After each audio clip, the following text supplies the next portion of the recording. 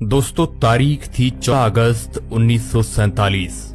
आज से तकरीबन 73 साल पहले चारों तरफ गहमा गहमी का माहौल था। एक तरफ लोगों के अंदर आजादी को लेकर उत्साह बढ़ता जा रहा था, मगर दूसरी तरफ अखंड भारत दो हिस्सों में बंटने की तैयारी पर था। समय रात के करीब 9 बज रहे थे। बिजली की गड़गड़ाहट के साथ दिल्ली की सड़कों पर जबरदस्त बारिश हो रही थी। अलग अलग जगह से आकर लोग रायसीना हिल्स पर इकट्ठे हो रहे थे। कुछ ही देर में लाखों की तादाद में लोग इकट्ठे हो चुके थे। रात के करीब 10 बजे जवाहरलाल नेहरू, सरदार वल्लभ भाई पटेल और राजेंद्र प्रसाद और माउंटबेटन वॉयसराय हाउस पहुंचे। अब कुछ ही समय बचा था भारत को आजाद होने में। कुछ लोगों के चेहरे पर मायूसी थी तो कुछ लोगों में उत्साह। और यहाँ पर जवाहरलाल नेहरू अपनी स्पीच शुरू करते हैं। उनके भाषण की शुरुआत इन 2 लाइनों से शुरू होती है। At the stroke of the midnight hours when the world sleep, India will be awake to life and freedom. कुछ ही देर बाद वह घड़ी आ ही गई जब भारत ने आजादी की सांसें ली। रात 12 बजे शंखनाद से हमारे देश की आजादी का आरंभ हुआ था, जिसमें ग्राउंड पर खड़े लोग महात्मा गांधी के नाम के नारे लगाए जा रहे थे। और जो लोग अपने घरों में ये भाषण और सब कुछ रेडियो पर सुन रहे थे, उनकी भी खुशी का कोई ठिकाना नहीं था, क्योंकि उस समय भारत एक आजाद परिंदा हो गया था, जिसका हमने करीब 200 सालों से इंतजार किया था। 14 अगस्त सन 1947 में रात भर बारिश के बाद सुबह आसमान बिल्कुल साफ था। जब सुबह 8:30 बजे पंडित नेहरू और उनके कैबिनेट ने शपथ ली, और जिसके बाद ब्रिटिशर्स का झंडा हटाकर आजाद हिंद का झंडा लहराया गया, जिसे देख सभी की छाती चौड़ी हो गई थी, क्योंकि अब हमें वो झंडा दिखने लगा था जिसे हम बरसों से देखना चाहते थे। जब राजधानी दिल्ली में आजादी का जश्न मनाया जा रहा था, उस वक्त महात्मा गांधी दिल्ली से हजारों किमी दूर पश्चिमी बंगाल के नोआखली में थे और राज्य में शांति कायम करने का प्रयास कर रहे थे। जानकार बताते हैं कि पंडित नेहरू के ऐतिहासिक भाषण को पूरे देश ने सुना था, मगर गांधी जी नहीं सुन पाए थे।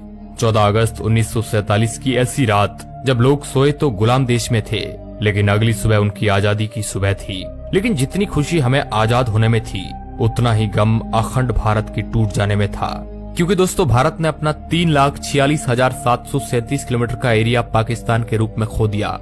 करोड़ों की संख्या में लोग भारत से अलग हो गए थे। जो लोग कुछ समय पहले ही भाई की तरह जिंदगी जी रहे थे, वे अब एक दूसरे की जान के दुश्मन बन चुके थे, क्योंकि 14 अगस्त के रात 12 बजे भारत और पाकिस्तान का विभाजन हो गया।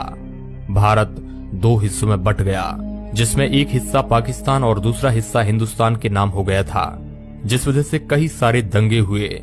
जो लोग खुद को पाकिस्तान में सुरक्षित महसूस समझते थे, वे वहां चले गए, और जो लोग भारत में सुरक्षित महसूस कर रहे थे, वे यहाँ पर आ गए। कहा जाता है कि करोड़ों लोग पलायन को मजबूर हो गए थे। इन दंगों में हजारों लोग मौत के घाट उतर गए थे।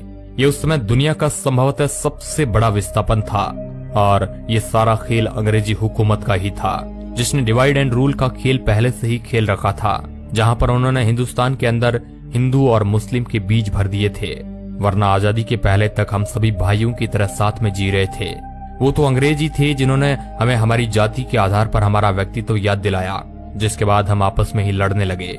और दोस्तों, हिंदुस्तान और पाकिस्तान के विभाजन की सबसे बड़ी वजह ये भी थी कि मोहम्मद अली जिन्ना देश के पहले प्रधानमंत्री बनना चाहते थे, लेकिन पंडित जवाहरलाल नेहरू को प्रधानमंत्री बनाने का वादा महात्मा गांधी पहले ही कर चुके थे, जिस वजह से मोहम्मद अली जिन्ना ने अपना अलग देश मांगा, और इसी वजह से ये सारा फसाद शुरू हुआ, जो 15 अगस्त सन 1947 में खत्म हुआ।